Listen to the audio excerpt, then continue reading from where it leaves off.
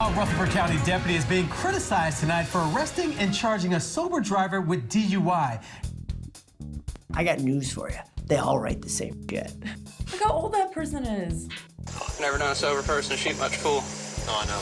I mean, that's harsh. Right, a lot of bias there, huh? Yeah. Deputy Zach Williams was awarded the 2023 Top Enforcer honor for charging the most drivers, 51 with DUIs, the previous year. We are back with another reaction. This time we have Klaudia, the newest addition to the firm and to the channel. But Klaudia is no stranger to DUI cases, which it looks like that's what we're watching here. We're going to give you our reaction. We're going to tell you the good, the bad, and please do the same in the comments. Thanks. A Rutherford County deputy is being criticized tonight for arresting and charging a sober driver with DUI. Good evening, I'm Arias Payton. I'm Lauren Lowry. And I'm Tracy Cornett. This deputy was just awarded a top honor by Mothers Against Drunk Driving for arresting the highest number of suspected drunk drivers. Our chief investigative reporter, Jeremy Finley, continues his reporting into how sober people are getting DUIs in Tennessee. Okay, so Jeremy, you... No way, I don't believe it. Sober people getting DUIs? That doesn't happen, does it? Hey, let me go back to that Mothers Against Drunk Driving thing, right? They literally put out awards to the police officers that catch the most drunk drivers. That's something you've seen here in Illinois? Absolutely. We frequently see Mothers Against Drunk Driving individuals, like even in our courthouses. Yes. Like they track these cases. Yep. They're literally sitting in court writing down like this defendant, here's the outcome of this case. I don't really know what they do with it. Maybe they just Stats. Compiling data and everything, right? But then, I mean, I've seen police departments post on their Facebook pages like, congratulations to Officer so-and-so for having 200 DUI arrests last year or whatever. But importantly, they're measuring arrests. They're not measuring, at least for these awards that I've seen, it's not based on the outcome of the case. You know, cases could get dismissed in court and still Mothers Against Drunk Driving is awarding them for making the arrest in the first place, which obviously can, I'm not saying it does, but can provide a perverse incentive. If you are that officer who wants to be the award winner, all you got to do is make some arrests. Doesn't matter if these cases stick or not. You right? also get that overtime. You get the overtime too of going in. That's true. You get overtime of having to go into court then, right? This reminds me. This looks like it's a continuance of the other one, right? This is that because the Tennessee and that. Yeah, I remember this. We reacted to this one. I reacted to this one a few weeks ago, right? just keep finding more innocent people charged with this crime. Yeah, we sure do. And they are all suffering not only from the humiliation of being charged with a DUI while they're sober, but they have to wait months for blood tests to come back to clear their name. In our investigations, we've been looking closely at the body cameras of these arrests and found troubling similarities. Look how old that person is. Oh, why do you say that though? Because I mean, that was clearly an older man. Right. I mean, the field sobriety tests aren't supposed to be completed on someone that is 65 or older because stats show that someone at that age or even overweight or whatnot, I mean, the validity of the field sobriety test is going to be thrown out. And that individual was so old, he could barely walk. Yes, like, I mean, how can you walk in a straight line? true, it absolutely affects the credibility, the reliability of the tests. Yep. But I love what they said here, and maybe hopefully we'll hear more about it, which is we saw some similarities among all these arrests by this one officer. I got news for you. They all write the same shit. You know what I mean? Bloodshot, glassy eyes, strong odor of alcohol emanating from the driver's breath, right? Slurred speech. It's the same verbiage over and over and over again, right? Always, yeah. Why is that? Why is it? Because they're all drunk and they're all actually doing that? Yeah, you copy paste. Yeah, yes. I mean, it's an easier to write a report. Also, officers do know, they've been trained, they've gotten cross-examined in court. Officers know that there is a probable cause threshold that they need to meet, right, in order even to have put someone through the test and then make the arrest. And so if you kind of use some of these things that have been proven to withstand that threshold, that test, then you just keep putting them in there. Around the pool halls in Rutherford County about what David Dutton doesn't shoot.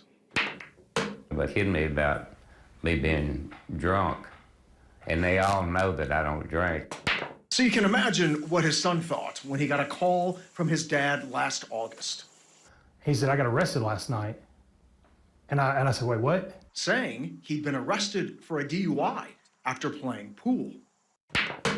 So my first was just like, okay, like, what could you have done? You're 75 years old. I know he doesn't drink. But after being pulled over for a missing headlight and for drifting off the shoulder, Dutton was arrested for DUI, booked, and spent hours in jail. It would take 5 months for the test results to come back, showing he was completely sober the entire time.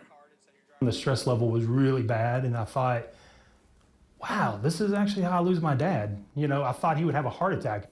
And the officer who arrested him, Deputy Zach Williams, was awarded the 2023 Top Enforcer Honor in the county by Mothers Against Drunk Driving for charging the most drivers, 51 with DUIs, the previous year. 51's not even that many. No. Did you expect it to be higher? Yeah, I totally expected that me to be too. higher. I don't know. I know who some of the. I'm not going to name them, but I know who the officers are. Yeah, the key players. Exactly. Right? We know that. But I remember seeing the one that had like 200 arrests. Right? Yeah. Crazy. Like, unless he's working 365 days a year, which he's not. Right? Like that's a lot of DUI arrests. But hey, each county's going to be different, obviously. But yeah, 51 DUIs. Still not an insignificant number, especially like out of those 51, they keep finding people that had, and that's how they're proving this, right, is with the blood test. Man, I really feel for this guy. The numbers, an expert on identifying suspected drunk drivers. Oh, yeah. So how did an expert then charge an innocent man with a crime? And why are we finding case after case of it happening to other sober drivers throughout Middle Tennessee? Well, body camera footage reviewed by WSNV4 Investigates shows a common theme that could explain why it's happening. Take a look. Not only did Dutton offer up his debit card instead of his ID when officers approached, he repeatedly stumbles during the field sobriety test. I was just out of balance. Gotcha. But Dutton also acknowledges his medical problems. He's diabetic, hadn't taken his insulin that night, and suffers from a slipped disc. So you've been dealing with a disc for 45 years? Oh, yeah. Even though the deputy notes, Dutton says he does not have any other physical restrictions, Dutton's son says his 75-year-old father forgot to mention one major issue. My dad has had vertigo for 10 years. Here's why that's important. We found sober drivers getting DUIs often have health problems that can impact how they perform on field sobriety tests. William Rose is bow-legged. Bill Shank and Katie Slayton have ADHD, which makes it harder to pay attention to instructions. But there's also this. Before Dutton was even given a field sobriety test, listen to what officers say about people who shoot pool. Never known a sober person to shoot much pool. Oh, I know. If you show up on a crime scene looking for someone... What do you think about that? I mean, that's harsh. That's really harsh. Right, a lot of bias there. Yeah. Sounds like the officers already got their mind made up. Absolutely. Now, I will say on the other side, like those are some terrible field sobriety tests, awful right? tests. In terms of performance, and I could absolutely see why an officer says, "Well, something's going on. This person can barely walk straight," right? So, in law enforcement, I mean, I'm not anti-law enforcement. I know you're not either. It is a tough thing to determine, right? If someone's got a head injury or an ankle injury versus were they drinking earlier that night, or it gets even more hard when you're saying, well, maybe they weren't drinking, maybe they were on some sort of drugs, else, right? Maybe it's even a prescription drug that they have, right? That's now causing this. So absolutely a difficult thing to do, which brings me to my next question for you, Klaudia, which is, why don't we just give everybody blood tests? Like, if you're, watching this, you're like, just give everybody the blood test and you'll know the truth. Well, the blood tests, I mean, the results take so long, right? And lots of times the breathalyzer, it's automatic, it's right there, it's at the station. Yep. Lots of times you also see a PBT test, which is taken on scene, which is determined only if there's enough probable cause to arrest. So the PBT is not used in court. I mean, it's just much faster. It is, right. And also, we're Americans here. We don't want the government sticking needles in our arms all the time. We don't need warrants, right? Yes, exactly, warrants right. for blood tests. Yep. So yeah, there is that thing too. Is like, this can go too far where like everyone who gets pulled over, they stick a needle in your arm to see what's in your system, right? We don't want that either. So could you imagine the backlog? yes. Yeah, right. Exactly. Yes. The practical thing of, yes, what they say, 5 months for the results of a blood test. We see that. It's not that bad here. It's not that bad, but it's not great. But it's not great either. Exactly. So yeah, striking the right balance is really important between keeping intoxicated drivers off the road and obviously not making false DUI arrests. So I actually do really like to see, what is that, WSMV, the news channel, like going into the detail. Like you can just leave it there is how a lot like, we want to make good arrests and we don't like making bad arrests. But I like how they're kind of really digging into this and looking at commonalities amongst all these arrests.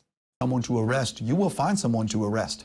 Murfreesboro attorney Scott Kimberly did not represent Dutton, but estimates he's had 10 to 15 sober clients arrested for DUI and believes too often officers feel they must make an arrest, even if a driver acknowledges health problems. Increase training to help explain to officers what non-substance abuse, non-alcohol, non-drug explanations could exist for what may otherwise look like criminal conduct. We wanted to talk to Rutherford County Sheriff's Office and especially Deputy Zach Williams, but their spokeswoman denied that request, writing in part, "We understand that in some rare cases, blood tests return indicating no drugs or alcohol. In those cases, the charges are dismissed. But that does not mean that probable cause did not exist at the time of the arrest." You agree with that? Yeah, I mean, officers have sometimes only like 5 to 10 minutes, right, throughout that whole interaction to make that decision whether there's enough probable cause to arrest. So again, probable cause, it's a low bar, just whether someone could be placed under arrest. It doesn't mean whether they're guilty or not guilty. That's a completely different bar. Much higher standard. But yeah, here just the driving. I mean, we saw this person kind of gliding, so we take that into consideration.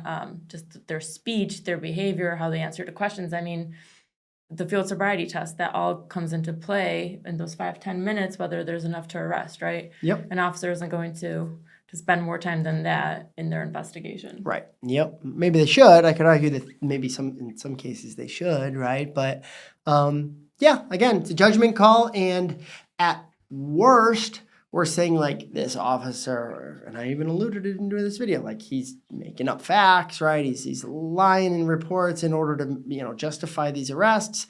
On a light most favorable to this officer, he's gotten a string of people with medical issues that are sort of mimicking what it looks like when somebody's impaired, right? And he's not making, I mean, we know after the fact, right, because of the blood test, that he's not making the right call and maybe needs some retraining on it, right? Yeah, but it's what the officer knows at that time. So it is. It's what he knows at that time. Absolutely right. So again, I'm going to go back to, I don't know which side it falls on for this officer. And so keep continuing to look at it, continuing to dig into the details is worthwhile. Probable cause that made this pool shark sink to a new level of humiliation. It was embarrassing because I had to call a neighbor, was my cousin really, lives 2 doors down from me, slurred speech, to come and get me at 3 o'clock Confusion, in the doesn't know who morning it is. and tell him I was in jail. Okay, so Jeremy, are police officers even required to conduct a medical assessment before you're asked to do a field sobriety test? Well, they are, Lauren. One of them is what you're seeing here. It shows how well you can follow an object with your eyes. And Mr. Dutton actually passed that test and then failed the field sobriety test. As you just heard, attorneys like Scott. A little different here in Illinois. Yeah, the nystagmus test is a little bit, I have a hard time with that test. Yes. You definitely Saying need to be nystagmus. But also conducting it, I honestly don't think officers even really know what they're looking for in this test, and like the jerking of the eye. No, I agree with you, right? And again, I could go both ways. Like, sure, an officer's supposed to do that test and then determine, but also he's not a doctor. Like, he's far from it. And so how much burden do we want to place on our police officers to make sort of medical evaluations too? Again, this is a balancing act, and yeah, it's a tough one. Kimberly say it's time for training statewide on DUI arrests to focus more on potential other reasons people fail the test. Tracy? I'm in favor of that. I'm in favor of more training for police officers on Absolutely. how to spot DUIs and weed out other, other examples of why someone may be acting the way they are, performing the way they are on field sobriety tests. I'm in favor of that. That's Always. for sure. And thank goodness for body-worn cameras. Yes, that's a great point, though. Thank goodness for body-worn cameras. I mean, it makes everyone's job easier. Right? Absolutely. Whether our clients are intoxicated or not, like the camera is everybody's, should be everybody's friend. Yeah. Do you think you've ever represented somebody on a DUI who was not intoxicated? No. Never? No. No, think so. I'm very surprised to hear you say that. Really? Not like no alcohol, buzzed for sure. Really? Yeah. I would say I for sure have. I mean, we've had this exact scenario a couple times where, and these are sort of the most egregious in my opinion, where the officer's like, alcohol, I smell alcohol, Yeah. alcohol, and then they blow, they do a PBT, and it's zeros, and then the officer's like, drugs, they got to be on drugs, right? They got to be on drugs. Yeah. And we've had that, and then they make the arrest for the generic drugs, and then we've had clients, and we had one in Maywood not that long ago, where the guy's like, I don't have any fucking drugs, does the blood test, we wait months, and blood comes back, nothing there. So that one, like, for sure, and to the prosecution's credit, they did dismiss it in the end. But so, yes, I would say we as a firm certainly have.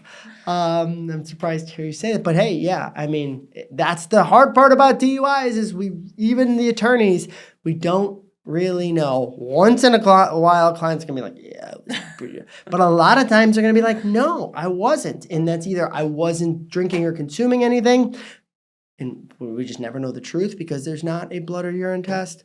Or they're like, I had a glass of wine at dinner, right? But they refused the breathalyzer, so we don't actually know the real amount. And it will always be a mystery. And so, yeah, all different types of scenarios. All right, there you have it. Like, I don't have any big conclusion one way or the other, like this officer's terrible or anything like that. Do you? No, absolutely not. No, I just think it illustrates the difficulty of officers making DUI arrests, people out there driving around clearly sober, getting caught up in a DUI investigation, and obviously the hard part of prosecutors and defense attorneys in sorting this all out in court. So I had a judge once tell me that if you can figure out a DUI case, you can figure out any case, right? Because they can be pretty complex in terms of figuring out sort of what someone's mental state is at the moment, which is what that officer's trying to do. Right. All right. Thanks for watching, guys.